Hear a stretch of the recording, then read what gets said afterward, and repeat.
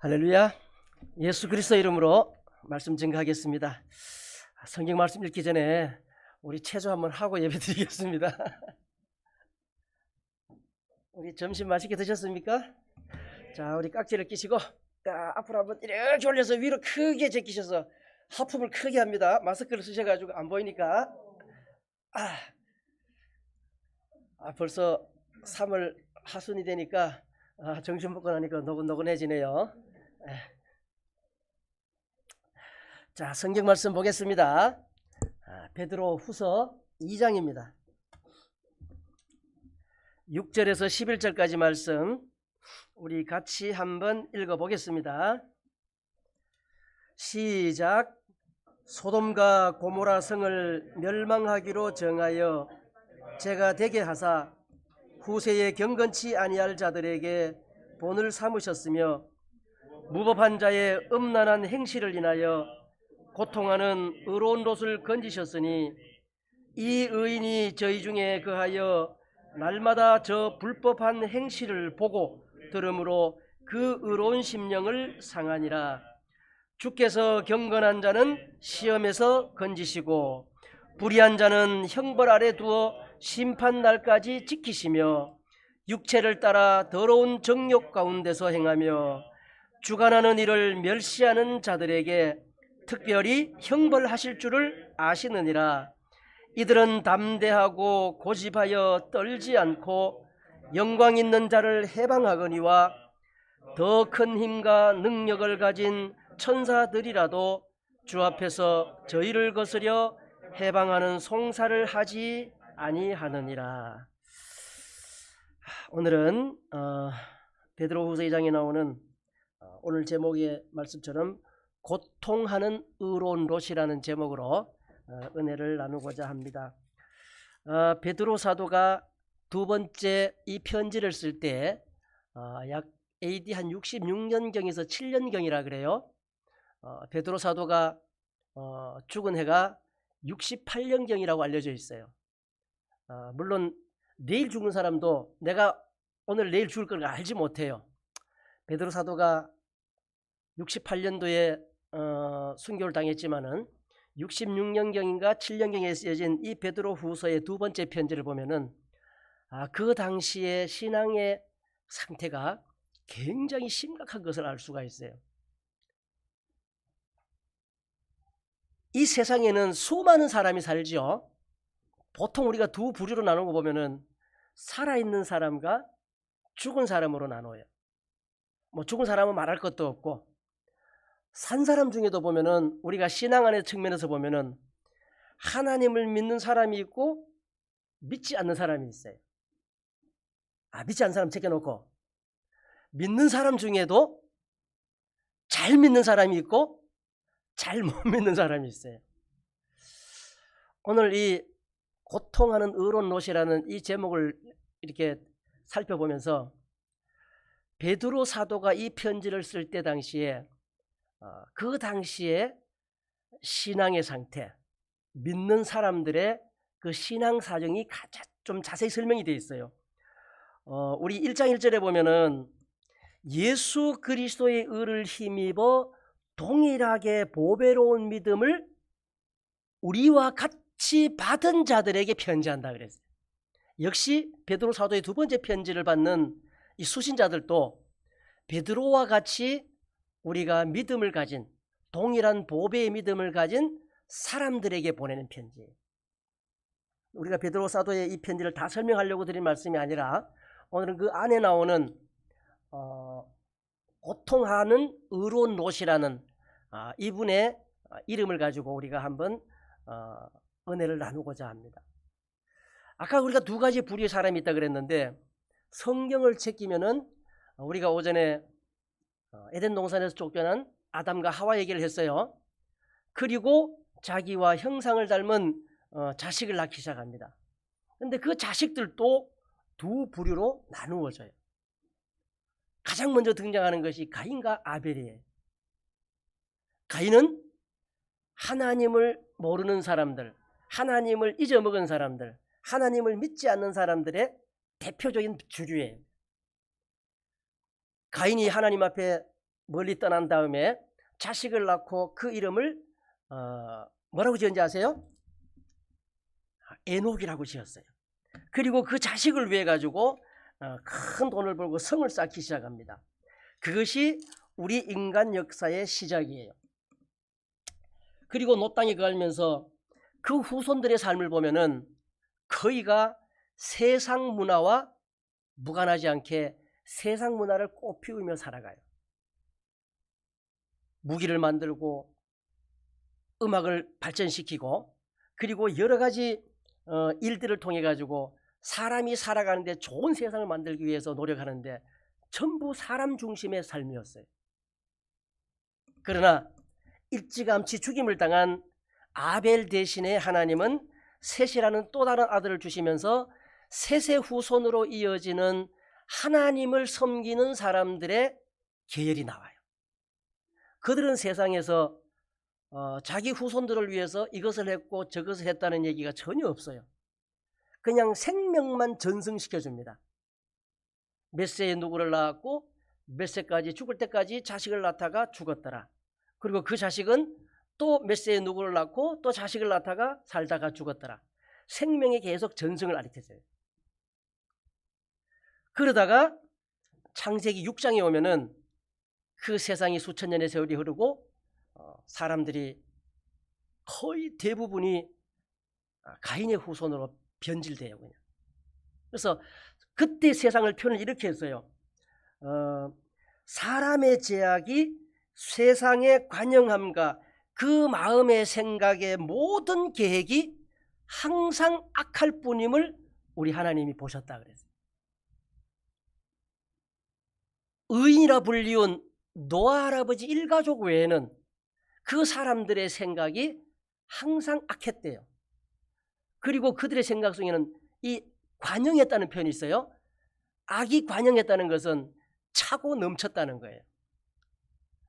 악이라는 것을 오전에 설명을 드리다 말았는데 악은 선에 반대되는 것으로서 나쁜 것이에요. 악한 것이에요. 뭐가 악하냐? 하나님을 잊어먹는 그 자체가 악한 것이에요. 하나님을 모르는 것이 악한 것이에요. 그러니까 이런 사람들의 삶 속에는 하나님이 없다는 거예요. 그러니까 그들의 삶은 사람 중심의 삶이 될 수밖에 없고 그들은 자기네들의 이익을 위해서는 서슴없이 나쁜 일도 못된 일도 악한 일도 한다는 거예요. 그래서 하나님이 세상을 심판하셨어요. 그리고 세상이 잠잠해진 이후에 하나님은 하나님의 계획대로 갈대아 우르에 있는 아브라함이라는 사람을 특별히 불러올립니다. 그때에 아브라함과 함께 가나안 땅까지 도착했던 사람이 바로 이 롯이라는 아브라함의 조카예요. 이 롯이라는 사람은 아브라함은 그 형제가 데라가 있었고 아버지가 데라고 나홀이 있었고 하란이 있었어요. 그러니까 아브라함의 아버지가 데라인데 그 아들 셋이 있었는데 이름이 아브라함과 나홀과 하란이라는 아들이 있었어요. 그런데 이 하란이라는 사람은 아마 일찍 장가를 갔는 것 같아요. 갈대아 우르에서 장가를 가서 롯이라는 아들을 하나 놓고 아버지보다 먼저 갈대아 우르에서 죽었더라 그랬어요. 그 가족이 하나님의 부르심을 받아서 하란으로 오게 됩니다. 이 하란은 사람 이름이기도 하고 지역 이름이기도 해요. 거기서 하나님이 또다시 아브라함을 부르시고 내가 지시하는 땅으로 가라고 명령을 하십니다. 그리고 아브라함에게 축복을 하시죠. 그것이 창세기 12장 1절에 나오는 말씀이에요. 그 아브라함이 하나님의 명령을 듣고 약속의 땅으로 들어올 때에 나이가 75세였다 그랬어요. 그때에 조카인 롯도 함께 따라왔다 그랬어요. 그래서 그들이 가나안 땅에 머문 곳이 세겜 땅이었어요. 우리 세겜이라는 얘기 많이 들어보죠. 약속의 땅에 처음 도착해서 하나님께 단을 쌓고 제사를 드린 곳이 세겜이었어요. 근데 조금 다른 얘기를 하자면은 하나님이 복을 주시겠다고 하고 아브라함을 보낸 곳이 아브라함이 살던 고향 친척들이 살고 있는 갈대아 우르보다도 또 중간 기척지인 하란보다도 환경이 굉장히 열악한 곳이었어요. 그러면은 우리 사람의 눈으로 볼 때 그곳이 과연 축복의 땅이었을까요? 여러분들 혹시 소위 말하는 성지순례라는 그 이스라엘 땅 가보면은요, 사실은 거기가 사막이나 마찬가지. 우리가 모래만 있어야 사막이 아니라 1년 강수량이 한 200에서 300 이하로 오면은 그것이 사실은 사막이에요. 우리가 유대 강야 얘기를 하는데 이스라엘 팔레스타인 땅에도 가면은요, 도심을 벗어나면은 굉장히 황폐해요. 나무가 별로 없는 산이에요. 그 정도로 살기가 열악해요. 근데 그곳에는 우리 성경에 나오는 것처럼 이른 비와 늦은 비가 때를 따라 잘 내려줘야만이 농사가 잘 되는 곳이에요. 그러나 갈대아 우르나 하란 땅 같은 경우는요, 물의 수량이 풍부하기 때문에 뭐 비하고 하는 거하고는 큰 상관이 없어요. 그렇기 때문에 물이 풍부하기 때문에 옛날로부터 문명이 발달한 곳이기도 해요. 자, 그 얘기를 하는 게 아니라 어쨌든 롯이 그 아브라함을 따라서 가나안 땅까지 들어옵니다. 우리가 알다시피 아브라함은 믿음의 조상이라 일컬어지는 하나님에 대한 믿음이 특별한 사람이었어요. 조카는 아버지를 일찍 여의고 아브라함을 아버지처럼, 또 아브라함은 성경이 알다시피 자식이 일찍 생기질 않았어요. 그래서 조카 롯을 아들처럼 그렇게 여기면서 함께 하나님을 섬기는 삶을 살았어요. 그러다가 그곳에 엄청난 흉년이 오는 바람에 아브라함이 슬금슬금 애굽으로 가게 되죠. 그때 롯도 따라갔다고 기록이 되어 있어요. 그래서 우여곡절 끝에 하나님이 다시 아브라함을 애굽에서 불러올릴 때 또 롯이 따라왔어요. 그래서 여전히 아브라함 옆에서 믿음 생활을 하고 있었어요. 그러다가 하나님의 축복으로 두 사람의 재물이 늘어나면서 그들이 데리고 있던 종들이 자주 다툼을 일으켰어요. 그래서 아브라함이 롯을 불러가지고, 얘야, 우리가 이 땅이 같이 살기에는 비좁으니까 우리 따로 떨어져 살자 하고 네가 원하는 곳으로 가라고 선택권을 줬어요. 그때 롯이 동편을 바라보니까, 아마 그 지역에 살다 보니까 그 지역 지리를 잘 알겠죠. 동편에가 사람 살기가 좋고 물도 넉넉하고, 성경 표현에 이렇게 돼 있어요. 롯이 눈을 들어 요단들을 바라본 즉 소알까지 온 땅의 물이 넉넉했대요. 그리고 하나님께서 소돔과 고모라를 멸하시기 전이었는 거로 여호와의 동산 같고 애굽 땅과 같았더라. 아마 여호와의 동산은 그때까지 전해들여 온 에덴 동산의 얘기가 계속 전해져 왔겠죠. 정말 그 롯이 바라본 동편 땅이 그런 땅이었다는 거예요. 그리고 자기가 얼마 전에 직접 체험했던 애굽에 가보면은 그 나일강에 그 하루 가면은요, 정말 물이 수량이 풍부하고 땅이 비옥합니다. 거기 살다 와봤기 때문에 그것처럼 아름다운 그런 곳이 동편에 있었어요. 소알 땅에. 그래서 롯은 주저하지 아니하고 좋은 곳을 택해서 아브라함과 떠나게 됩니다. 그리고 얼마 시간이 지나서 동쪽으로 가던 이 롯이 정착지를 찾았는데 그것이 바로 소돔성이었어요. 근데 우리가 14장에 들어가면은요, 그 소돔성에 전쟁이 일어납니다. 우리가 소위 말하는 남북전쟁이 일어나요. 그래서 북쪽에 있는 왕들과 남쪽에 있는 왕들이 결합을 해서 싸우는데, 남쪽에 있는 소돔 왕이 속한 나라가 북쪽 왕들에게 패하게 됩니다.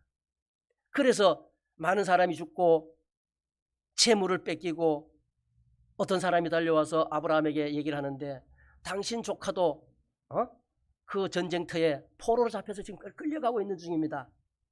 그래서 아브라함이 집에서 굴리는 사람들하고 자기와 동맹 맺은 사람들과 함께 뒤를 따라가 가지고 그 사람들을 쳐부수고 조카 롯을 구해옵니다. 그리고 여전히 롯은 소돔성에 살게 됩니다. 어떻게 보면은 우리 하나님이 롯에게 주는 하나의 경고의 메시지인지도 몰라요. 하나님을 떠나서 하나님이 심판하시기 전에 소돔 땅에 들어가 살았을 때 그들의 죄악이 너무 차고 넘쳐가지고 하늘에까지 들렸다 그랬어요. 그래서 하나님이 심판하러 내려오시죠. 그때까지 소돔성에서 롯은 살고 있었어요.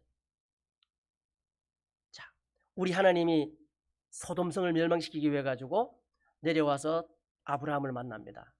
아주 극진히 대접을 받고 내 친구 아브라함에게 나의 하는 일을 숨기겠느냐 하시고는 아브라함에게 저 소돔성이 죄악이 넘쳐서 이제 내가 벌하러 간다 그랬어요.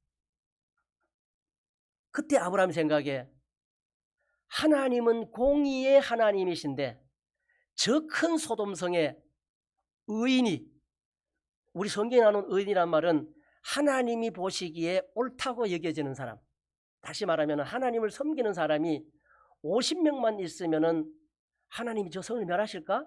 그 큰 성에 50명의 하나님 믿는 사람이 없을까? 이런 생각을 한 거예요. 그래서 하나님과 나누는 말씀이 18장의 후반부에 나와요.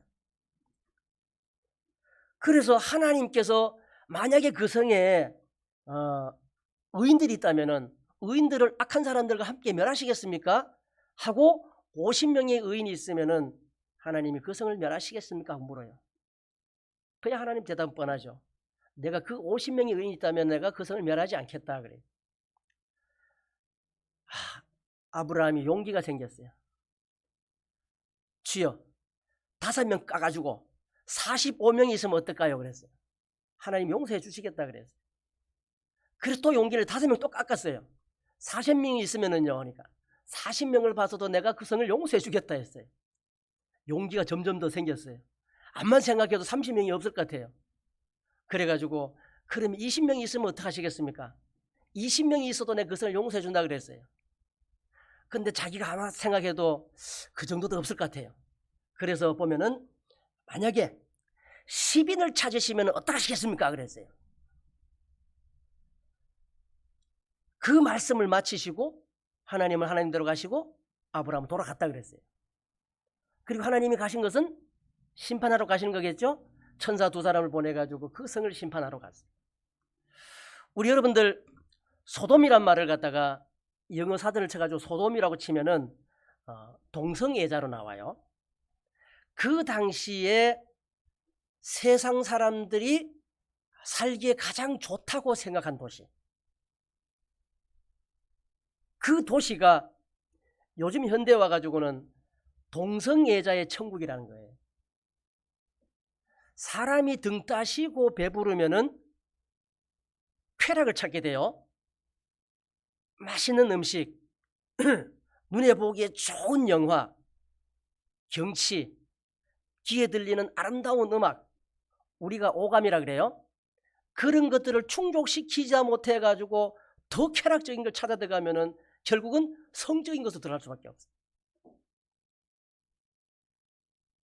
지금의 돈 많은 사람들의 뒷모습을 우리가 킬 수 없어서 그렇지 그들의 삶을 아마 우리가 들여다볼 수만 있다면 상상을 초월할 정도 같아요.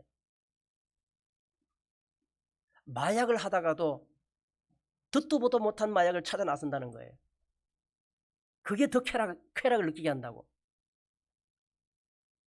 이 소돔성은 극한까지 갔어요.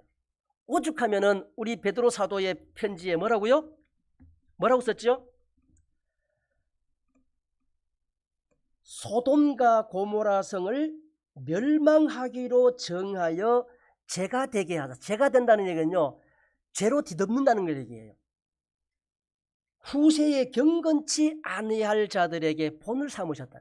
그러니까 하나님이 세상을 마지막 불로 심판하실 때에 본보기로 삼은 것이 바로 소돔성이란 거예요.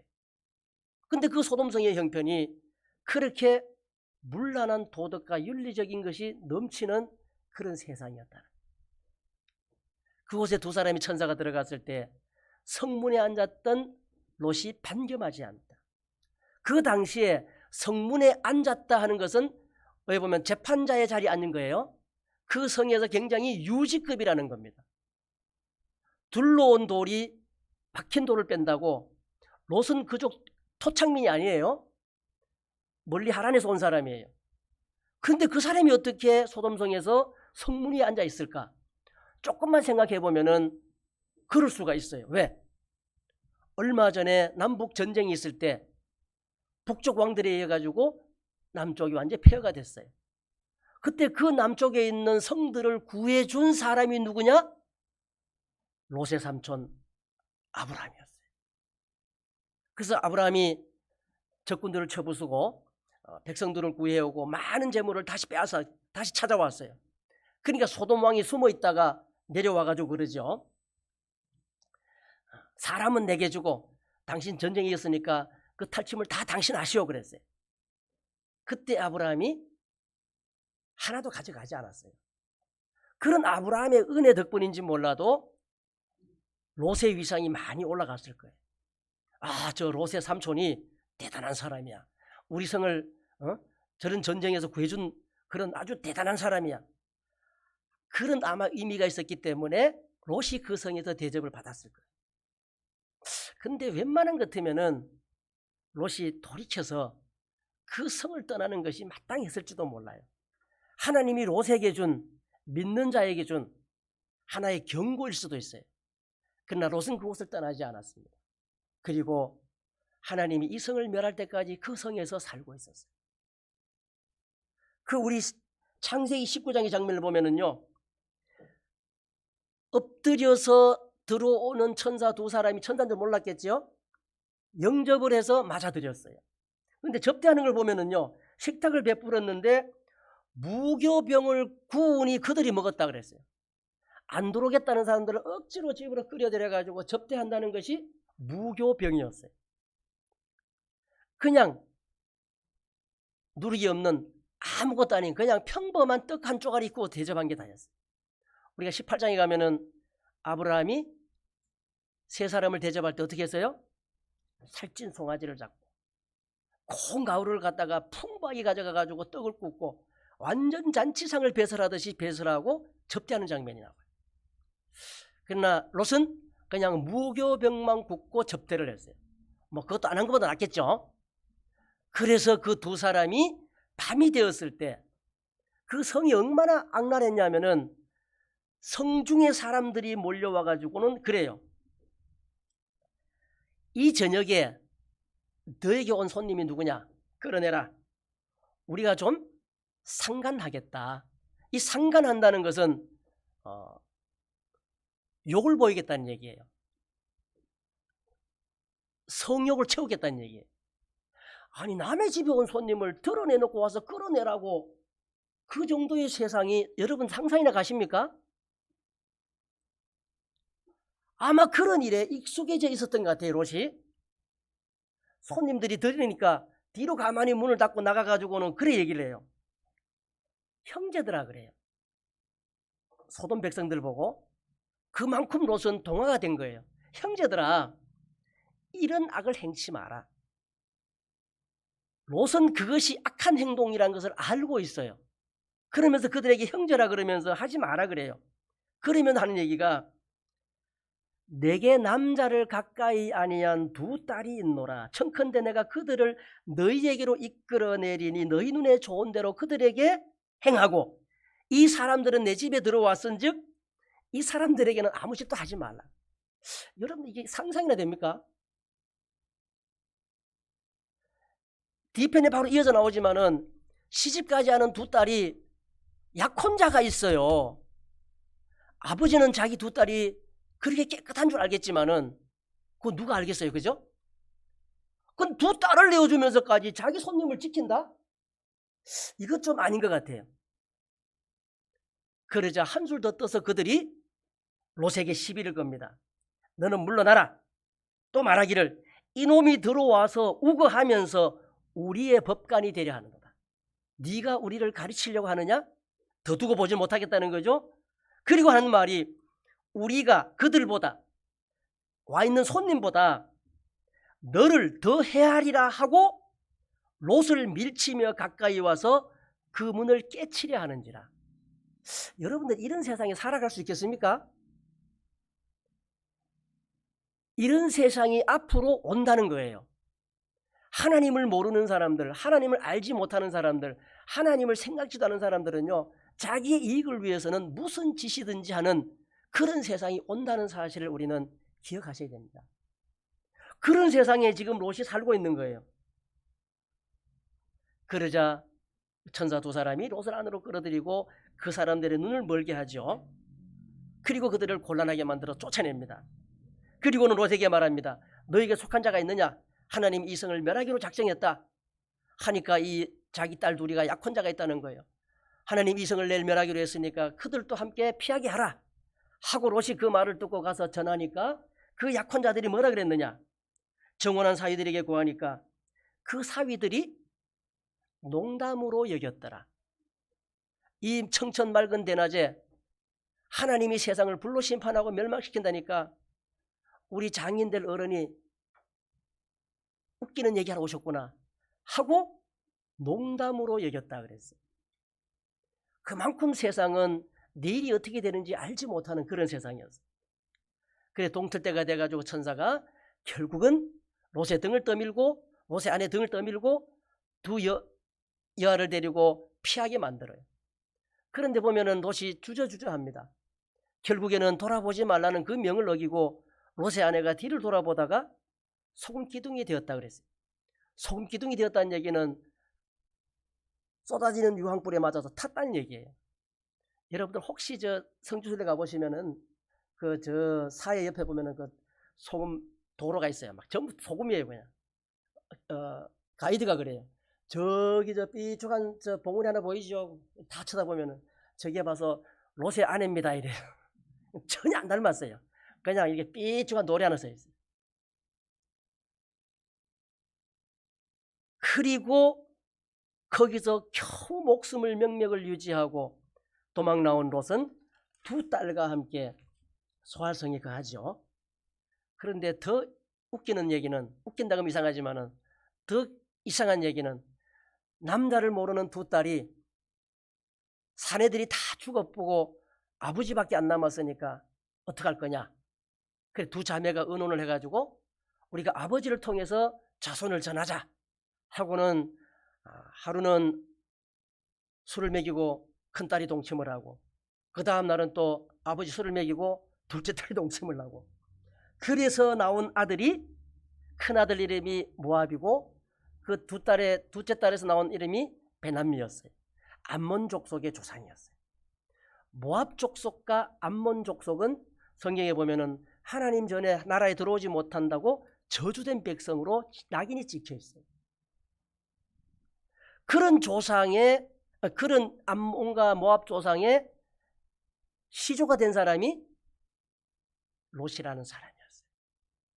근데 갑자기 베드로 사도가 베드로 두 번째 편지를 쓰면서 심판 얘기를 하면서 그 당시의 신앙 상태를 얘기하면서 이 얘기를 꺼내게 됩니다. 우리 5절에 보면은 베드로 후서 2장 5절에 보면은 옛 세상을 용서치 아니하시고 오직 의를 전파하는 노아와 그 7 식구를 보존하시고 경건치 아니한 자들의 세상에 홍수를 내리셨다 그랬죠. 첫 번째 심판할 때 경건치 않은 자들을 심판하기 위해서 홍수로 세상을 심판했다는 거예요. 그리고 두 번째 불로 세상을 심판할 때에 소돔성을 멸망시킨 것을 우리 하나님은 세상 마지막 종말 때에 본을 삼아 보이셨다는 거예요. 소돔과 고모라 성을 멸망하기로 정하여 죄가 되게 하사 후세에 경건치 아니할 자들에게 본을 삼았다. 본보기가 되겠다는 거죠. 그런데 이어지는 말씀이 무법한 자의 음란한 행실. 무법이 뭘까요? 좋게 해석하면 좋게 해석할 수도 있어요.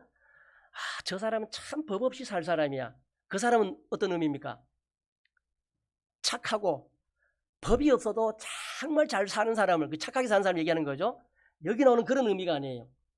무법한 자의 음란한 행실을 인하여 우리가 창세기 19장에 잠깐 살펴봤듯이 엉망진창인 세상, 법하고는 거리가 먼 사람들, 법 가지고는 다스려지지 않는 사람들, 그런 사람들이 사는 세상에 음란한 행실을 인하여 고통하는 의로운 롯이라 그래요.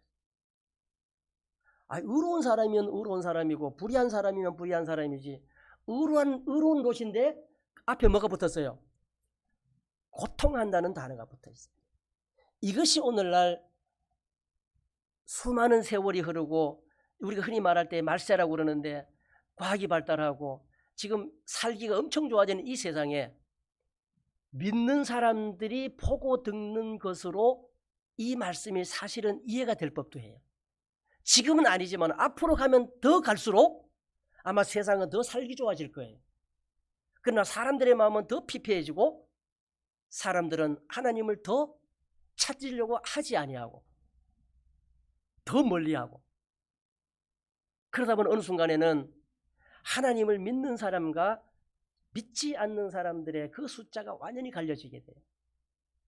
어떻게 보면은 농사를 짓다 보면은 우리가 나락 농사를 짓든 뭐 땅콩 농사를 짓든 콩 농사를 짓든 밭에 오래 있는다고 그게 열매가 계속 달리는 거 아니에요. 어느 순간까지 놔두게 되면은 익을 열매는 다 익게 돼요. 더 이상 익을 열매를 찾기가 힘들어요. 그러면 농부가 추수하는 거예요. 세상 끝날이 되면은요, 우리 계시록에 나오는 말처럼 믿는 사람은 여전히 믿음에 충실하지만은 믿지 않는 사람들은 믿지 않는 대로 더 그냥 그들의 생활이 공고해져요.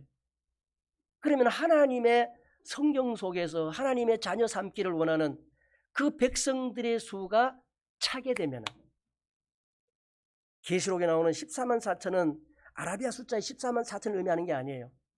하나님이 정하신 하나님 백성의 숫자예요. 그 숫자가 차게 되면은, 그때가 되면은 경건치 않는 사람과 경건한 사람의 수가 완전히 갈라지는 거예요. 그때 하나님의 심판이 임하는데 이 소돔과 고모라 성이 그때를 대비한 하나의 본보기가 됐다는 거예요. 근데 그때 그곳에 살던 의로운 롯을 건지셨다. 근데 8절에 보면은 이 의인이 롯이죠. 저희 중에 거하여 날마다 저 불법한 행실을 보고 들음으로 그 의로운 심령을 상하니라. 요즘 세상과 참 흡사해요.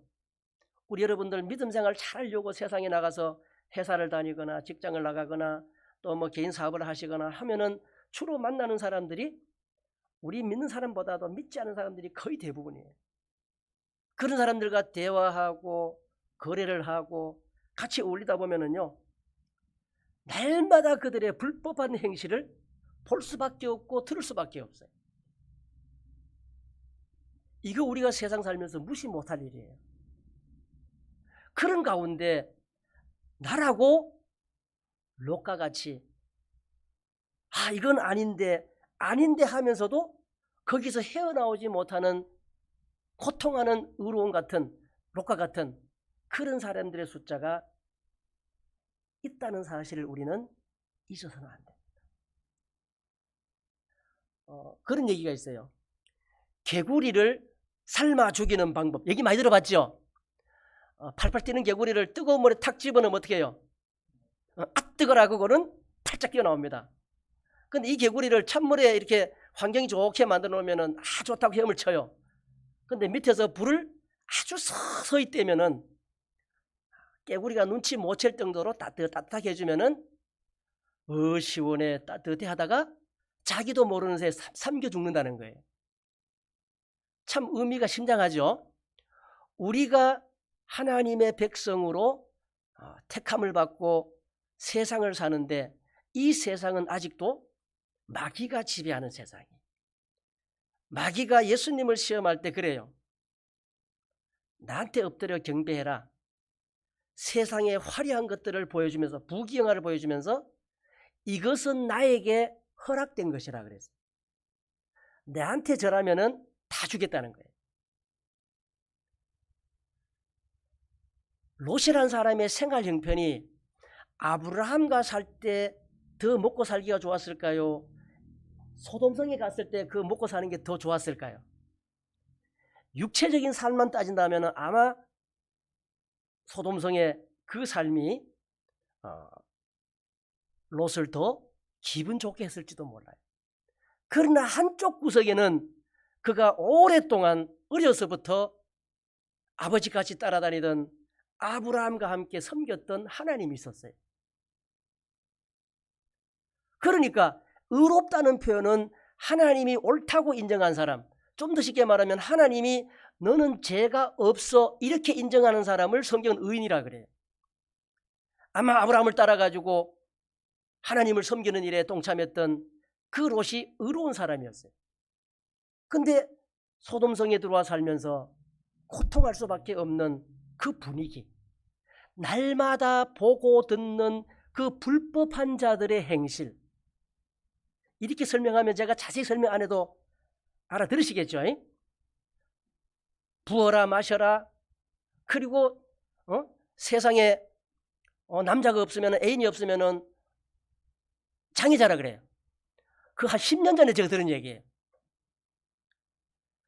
그런 세상에 우리 믿는 사람들이 정말 하나님의 말씀대로 하나님을 좋게 하는 선한 삶을 산다는 게 쉽지 않다. 우리 베드로 사도는 베드로전서 보면 그런 말씀했어요. 세례를 뭐라고 얘기를 했냐면은, 세례는 선한 양심이 하나님을 찾아가는 것이라 그랬어요. 우리 궁극적인 목적은 예수 그리스도 이름으로 세례를 받을 때 우리는 제사함을 받고 의로운 사람이 된다, 의인이라 칭함을 받는다 그랬어요.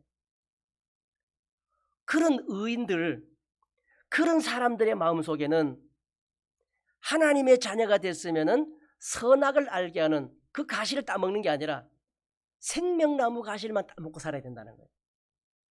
선한 열매만 먹고 살아야 된다는 거예요. 참 쉬운 것 같은데도 막상 쉬운 내용이 아니에요. 내가 세례받는 것은 의로운 사람이 되었고 하나님이 기뻐하는 사람이 됐기 때문에 나의 이 선한 양심이 하나님을 찾아가는 것이라고. 우리 바울 사도의 말씀 한번 찾아볼까요? 우리 에베소서 2장 10절을 한번 보겠습니다.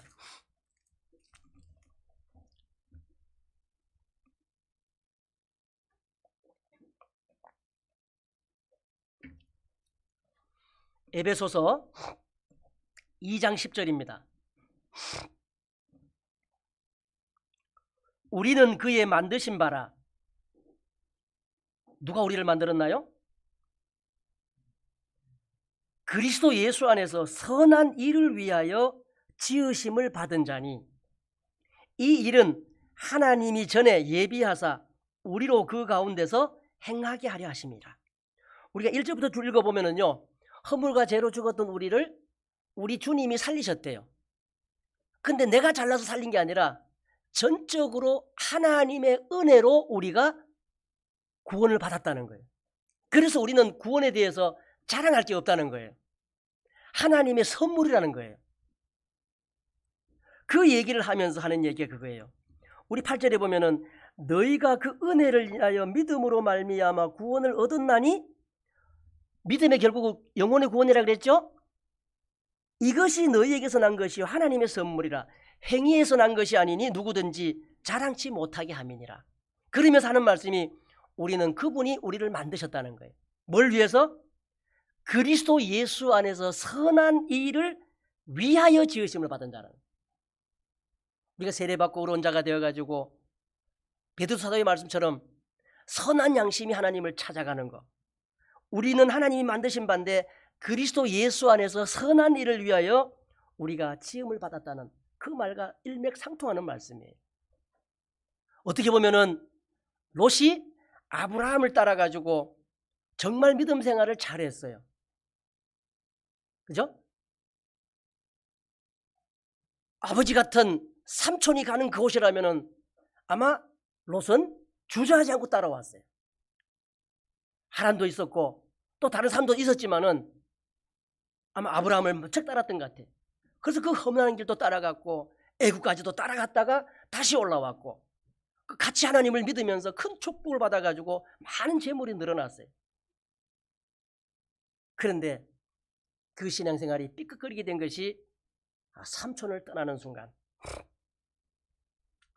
삼촌이 로사, 자, 우리가 이제 재물이 많이 늘어났으니까 이제 살림을 좀 나누자. 네가 좋은 곳으로 가라. 그러면은 제대로 된 조카 같은 뭐라 그래야 되겠어요? 아이고 삼촌, 지금까지 제가 삼촌 따라다니면서 하나님도 잘 믿었고 신앙생활 잘했는데 어떻게 제가 좋은 곳을 가겠습니까? 삼촌님도 좋은 곳 차지하시면은 제가 다른 곳 찾겠습니다. 아마 이랬으면은 이런 결과는 없었을지도 몰라요. 제가 지금 소설을 쓰고 있는 거예요. 그러나 롯은 그러지 못했어요. 그래서 우리가 신앙생활을 잘하다가 갑자기 믿으면서 멀어지는 사람들을 가끔 보게 돼요. 그러다가 오랜 세월이 지나가지고 다시 돌아오는 사람도 있고, 그렇지 못하고 아직 못 돌아온 사람들도 꽤 많아요. 저는 이 롯이라는 사람의 이 얘기를 읽으면서 정말 오히려 아브라함보다는 롯에 대한 연민이 더 많이 가요. 우리가 이 사람과 비슷한 분위기 속에서 현실을 살아가고 있기 때문에. 우리 성경을 하나님의 구속사 역사책이라고 그랬죠? 근데 그 역사 기간을 보면은요, 66권 중에 65권은 뭡니까? 다 지나간 옛날 얘기예요. 나머지 요한계시록 한 권만 남았는데 그것도 어느 정도 지금 진행되는 과정이죠. 그래서 요즘은 우리가 계시록 시대에 산다 그래요. 계시록 내용을 보면은 계시록 시대의 하나님의 백성들을 뭐라고 부르느냐면은 하나님의 말씀과 예수 그리스도의 증거를 가진 사람이라고 해요. 이 말씀 꼭 기억해 놓으시기 바랍니다. 우리 참매수교회 성도님들은 이 계시록 시대를 살면서 하나님의 말씀과 예수 그리스도의 증거를 가진 자들이다. 그것 때문에 사도 요한도 핍박을 받고 반모란 섬에 갇혀 있다고 자기가 얘기를 해요. 그리고 장차될 일에 대해서, 지금 있을 일과 장차될 일에 대해서 우리 주님께서 보여주신 그 계시와 환상을 보고받아서 기록하여 아시아에 있는 7교회에 보내는 그 내용이에요. 그래서 오늘날 우리가 또 이 편지가 쓰여지고 벌써 역사적으로 보면은 2000년 가까운 세월의 시간이 흘렀어요. 그런데 여전히 우리는 계시록 시대에 살고 있다는 것을 우리가 알 수 있어요. 우리 한 3년 전에 감목자님 오셔가지고 계시록 강양 들으셨죠? 한 1장, 2장 하다가 코로나 때문에 못 오셔가지고 멈췄는데, 제가 듣기로는 5월 달에 오신대요. 그때 또 아마 이어서 계시록을 주말로 하신다 그래요. 한번 들어보세요. 정말 은혜스러워요.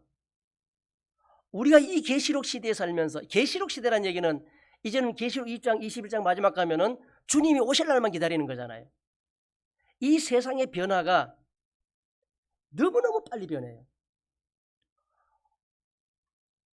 우리 집사님 같은 경우도 우리 동년배 같은 우리 나이쯤 되면은 10대, 20대, 30대 이 변화가요, 상상을 초월해요. 여러분들 국민학교 다니면서 저는요, 그때 빈 도시락, 뺀또라 그죠? 노란 넙작한 거 들고 안에 숟가락 하나 넣어가지고 허리에 메고 빈 도시락 메고 학 쫓아다녔어요. 가면은 점심때 노란 강냉이 죽을 써가지고 나눠줬어요. 그게 언제적 얘기입니까? 우리 지금 중학교, 초등학교, 고등학생들인데 그런 얘기하면은요, 뭐 귀신 씨나라 까먹는 얘기한 줄 알아요. 그 세상이 우리 세대의 세상이었어요. 연탄 살 돈이 없어가 나무를 하루 댕길 때가 엊그제 같아요. 형님 따라 댕기면서 솔방울 줍고 간솔 줍고, 연탄 하나 사는데 돈이 없어가지고 연탄 2장 살면 양쪽에 그 만화에 나오잖아요. 드라마 같은 데 보면은 새끼 이래 꽈가지고 들고 댕기. 그게 우리 시대의 삶이었어요. 지금 어떤 삶입니까? 그때는요, 내가 자가용을 타고 댕긴다는 것은 꿈도 못 꿀 얘기입니다. 할부지만 그래도 자가용 타고 댕겨요. 어마어마하게 세상이 바뀌었어요.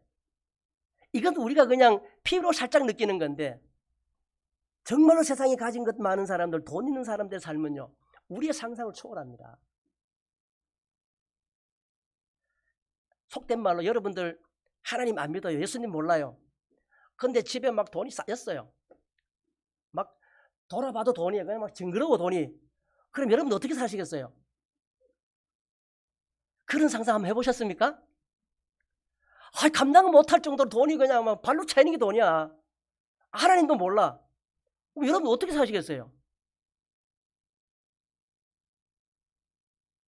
그런 걸 상상해 보면은 정말 우리가 하나님을 만나고 영원한 생명을 사모하는 길에 우리가 들어와 있다는 사실이 얼마나 감사한지 몰라요.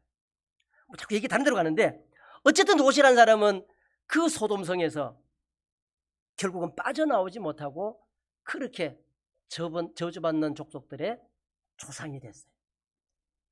우리가 하나님의 백성이 된 것은 어떻게 보면은 돈으로 주고 산 것이 아니잖아요. 아마 롯이라는 사람도 아브라함을 따라다니면서 자연스럽게 하나님을 만났어요. 만약에 그 여호와 하나님을 만나는데 돈을 투자를 많이 했다면은 그렇게 쉽게 떠나지 못하겠죠. 그래서 우리에게 값없이 준 것이기 때문에 우리가 자랑할 것이 없다고 그랬죠. 이 은혜로 된 것이라 그랬어요. 자, 그래서 이 롯이라는 사람의 신앙을 조금 우리가 이렇게 뒤집어 보면은 그 결과를 가지고 말하는 거예요. 그의 신앙은 깊이가 없었다. 어떻게 보면은 마음뿐인 신앙이었다. 아브라함이 옆에 있으니까 하나님을 섬겼지만은 그 믿음 좋은 아브라함을 떠나서는 그의 믿음이 완전 사라지진 않았지만은 흔들리기 시작하면서부터 그의 믿음은 바닥으로 가기 시작한 거예요. 성경은 말하기를 우리 하나님이 처음 이 캄캄한 세상, 창세기 1장 2절에 보면은 흑암이 깊음 위에 있다 그랬어요. 온 세상이 캄캄한 흑암 중에 있다 그랬어요.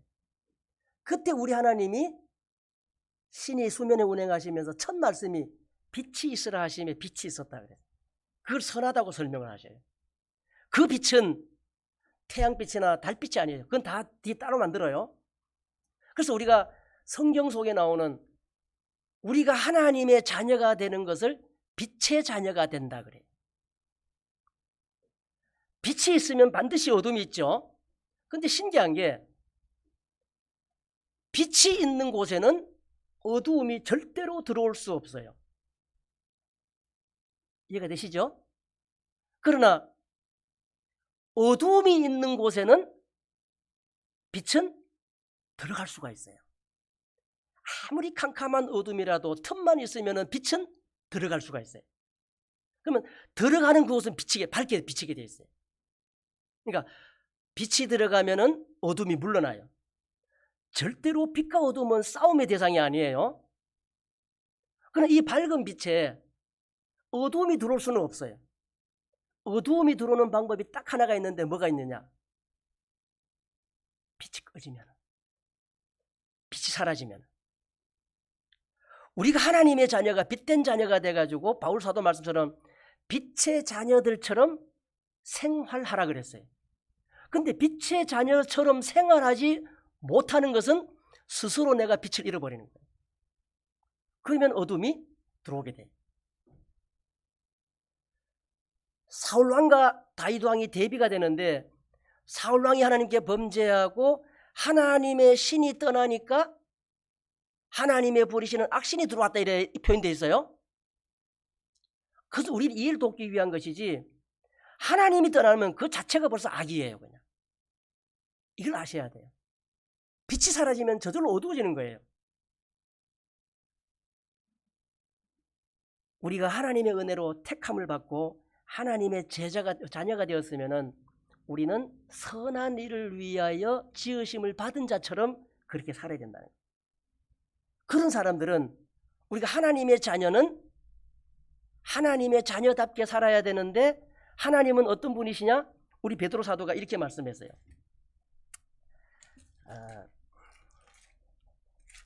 베드로 전서에 보면은 첫 번째 편지에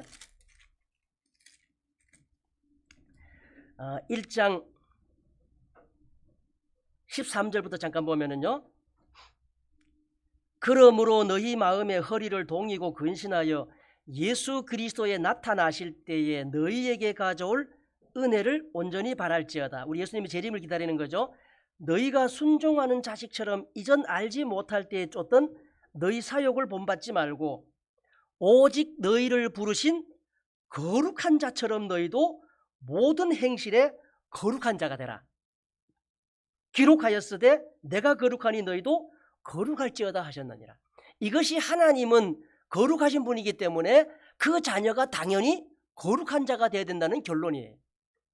이 말은 신약 성경에서 하는 말씀이 아니라 구약에 있는 말씀을 인용한 말씀이에요. 레위기서에 나오는 그 하나님의 명령이 그거예요. 내가 거룩하니까 너희도 거룩해라. 너희는 내 자녀니까 나를 닮으라는 거예요. 내가 가서 자식을 낳았는데 자식을 놓고 가만히 보니까 옆집 아저씨를 닮았어. 그럼 어떻게 되겠어요? 여러분 의심이 생기겠어요? 안 생기겠어요? 요즘 같으면 바로 그냥 가서 DNA 검사하면 돼요. 우리가 하나님의 자녀라고 태어났는데 하나님의 거룩하신 모습은 온데간데 없고 악한 자들이 하는 것처럼 그런 말과 행실에 따라간다면은, 그런 사람이 믿음 안에 있다면은 의심하겠어 안 하겠어요? 그런 사람은 하나님의 자녀가 아니라는 거예요. 하나님의 자녀는 하나님이 거룩하신 자인 것처럼 그렇게 너희도 거룩하게 되라는 거예요. 거룩하다는 단어를 이렇게 설명드릴 수는 없지만은 구별되는 삶, 세상 사람들이 쫓아가는 그런 사람들의 삶이 아니라 하나님이 기뻐하는 그런 삶의 자세를 살아라는 거예요. 예수님이 그랬죠? 나는 마음이 온유하고 겸손하니 내 멍에를 메고 내게 배우라 그랬어요. 우리가 약속의 성령을 받아가지고 성령의 열매를 맺어야 된다 그래요. 우리가 흔히 말하는 9가지 열매 있죠? 사랑과 희락과 화평과 온유와 절제와 양성과 충성, 이런 것들은 세상에서도 금지할 법이 없다 그랬어요. 내가 하나님의 자녀로 거듭나가지고 선한 모습으로 하나님께 다가가야 되는데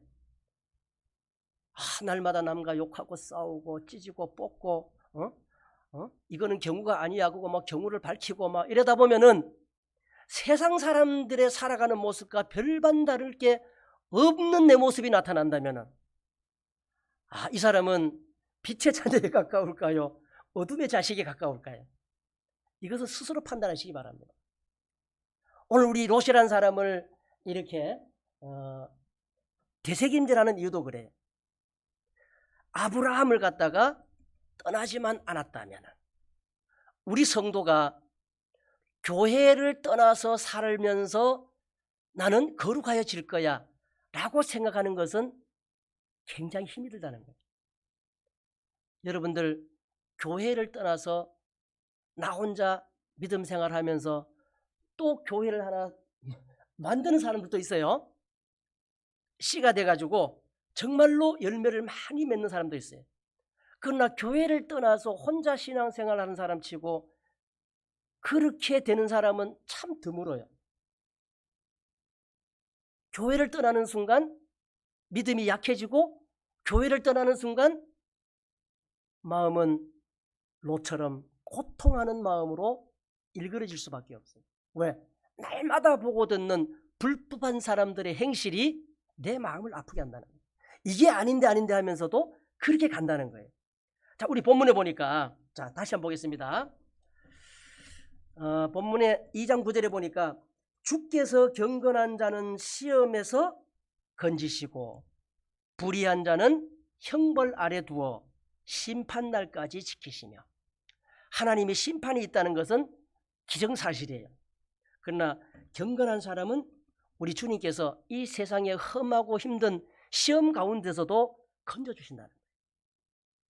그러나 불의한 자, 이런 사람들은 형벌 아래 두어서 심판날까지 지킨다는 거예요.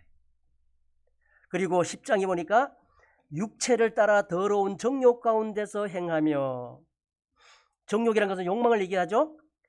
주관하는 일을 멸시하는 자들에게 특별히 형벌하실 줄 아시느니라.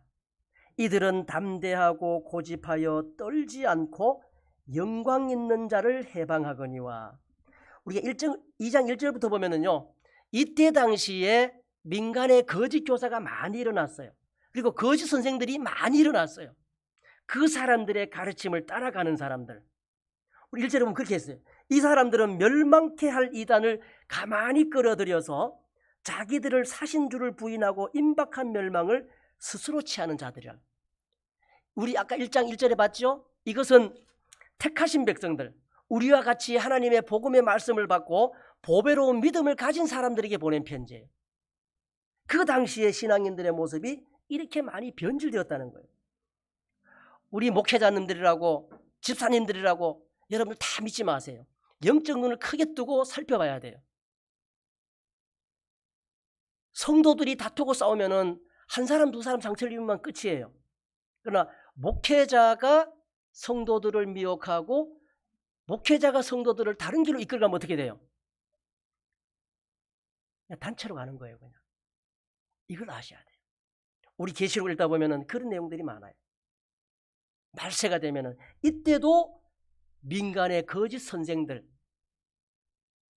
우리 1절에 나오잖아요. 거짓 선지자들이 일어나서 멸망케 할 이단을, 이단이 무슨 뜻인지 알죠? 달을 이자 끝단자예요. 비슷한 것 같은데 끝이 다른 거예요. 우리가 예수를 믿으면서도 다른 예수를 믿게 되는 경우가 많다는 사실을 알아야 됩니다. 영을 받게 하는데 다른 영을 받게 해요. 예수를 증거하는데 들어보면 우리가 믿는 예수가 아니에요. 그런데 사람들은 거기에 혹해서 미혹당한다는 거예요. 여자가 먹으면 죽는다는 그 말을 결코 죽지 않는다는 말에 그 부연 설명에 넘어가는 것처럼, 야, 왜 못 먹게 하는지 아느냐? 참 이해가 좋아요. 우리 하나님 먹지 마라 그러면 이유도 설명 안 해주고 먹지 마라 그래요. 왜? 죽으니까. 근데 뱀은 뭐라 그래요? 먹어도 안 죽는 이유를 설명해요. 야, 그걸 먹으면은 네 눈이 밝아지고 하나님처럼 선악을 알게 되기 때문에 하나님이 그래서 못 먹게 한 거야. 이 바보야. 바보라서는 없지만은, 그러니까 그 말을 듣고 보니까 정말 그렇게 생각이 들더라는 거예요. 그래서 따먹고 죽게 된다는 거예요. 자, 우리가 제가 저녁 시간에 예배가 없다 그러니까 마음 놓고 지금 말씀드리는 거예요. 이해해 주시기 바랍니다.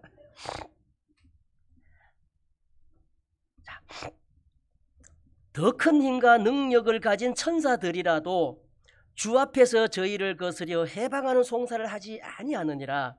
그러나 이 사람들이라는 것은 2장 1절에 나오는 사람들이에요. 민간의 거짓 선지자들, 그리고 너희 중에도 거짓 선생들이 있다는 거예요. 믿는 사도들이 전한 복음의 그 믿음 안에서도 거짓 선생들이 있다는 거예요. 이 사람들이 본래 잡혀 죽기 위하여 이성 없는 짐승 같아서 그 알지 못한 것을 해방하고 저희 멸망 가운데서 멸망을 당한다는 거예요. 우리가 정말 참 예수교회 성도가 되신 것은 복 중의 복이에요. 그러나 한 걸음 더 우리가 앞으로 나가기 위해서는요, 이것을 정말로 잘 간직할 수 있는 로카 같은 믿음이 아니라 정말 아브라함처럼 하나님 앞에 끝까지 믿음의 자녀로 남으시는 그런 저와 여러분들 되시기를 축복드립니다. 자, 우리 마지막 한 구절 보겠습니다. 우리 그 같은 거 보면은요, 좀 2장 후반부에 가면은 19절부터 보겠습니다. 쭉 이어지는 말씀인데 중간 좀 생략을 하고요. 20절부터 볼까요? 만일 저희가 우리 주 대신 구주 예수 그리스도를 알므로 세상의 더러움을 피한 후에 다시 그 중에 얽매이고 지면 그 나중 형편이 처음보다 더 심하리니 의의 도를 안 후에 받은 거룩한 명령을 저버리는 것보다 알지 못하는 것이 도리어 저희에게 나으니라. 참 속담에 이르기를 개가 그 토하였던 것에 돌아가고 돼지가 씻었다가 더러운 구덩이에 도로 누웠다 하는 말이 저희에게 응하였도다. 우리 한번 참되신 그리스도 예수를 만나시고 믿음 생활하면은 끝까지 정진하시기 바랍니다. 우리가 한번 나오는 말씀이 그거예요. 우리 주 대신 구주 예수를 알므로 우리가 하나님의 백성이 되었죠. 더러움을 피했죠. 그러나 다시 그곳으로 돌아가게 된다면은 차라리 안 믿는 것보다 못했다는 얘기예요. 무서운 얘기입니다.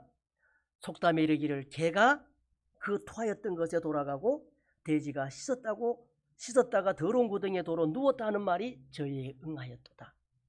어떻게 보면은 마지막 날 선악간의 심판은 세상 사람들을 향하는 심판이 아니에요. 우리 믿는 참 하나님의 자녀 되시는 우리들의 심판이 기다리고 있다는 사실을 기억하시기 바랍니다. 하나님을 모르는 자들, 믿지 않는 사람들은 심판의 대상이 끼지도 않아요. 그냥 그들은 어떻게 하면 돼요? 그냥 단에 말아가지고 그냥 불러 가면 돼요. 그러나 우리들은 선한 자녀가 된 이상에는 선악간의 은밀한 일을 우리 하나님이 심판하신다 그랬어요. 그래서 계시록 1장에 보면은 심판대 앞에 가면은 책이 2권이 있다 그래요. 우리 오전에 읽어드렸는데 크고 흰 보좌가 펼쳐져 있고 땅과 하늘은 그 앞에 없고 우리 주님이 심판하는데 책들이 펴 있어요. 근데 그 앞에는 생명책이 한 권 기록이 있고 또 다른 책이 있는데 그것이 뭐냐? 우리들의 행위를 기록한 책들이 있다는 거예요. 아 주여, 저는 그런 거짓말 하지 않았는데요. 저는 그런 행실을 하지 않았는데요. 이게 통하지가 않는다는 거예요. 요즘 과학의 세상에도 하도 요즘은 CCTV가 많아가지고요. 언제 그렇게 찍혀 있는지 모른대요. 그래서 이 못된 악당들 검거하는데 굉장히 1등 공신이라 그래요. 사람의 과학도 그렇게 발달되죠. 우리 하나님은 어제가 없고 오늘도 없고 내일이 없는 하나님 앞에서 제가 언제 그런 일 한 적 없는데요. 바로 보여주신다는 거예요. 그 앞에서는 거짓말 할 수가 없다는 거예요. 책들이 펴있고 또 다른 책이 펴졌으니 곧 생명책이라. 죽은 자들이 자기 행위를 따라 책들에 기록한 대로 심판을 받는다는 사실을 우리는 꼭 기억하시고, 한번 하늘의 은사를 맛보고 하나님의 빛된 자녀가 되었으면 이 길을 롯처럼 고통하지 마시고 끝까지 정진하시는 그런 의로운 하나님의 자녀가 되시기를 다시 한번 축복드립니다. 묵도하겠습니다.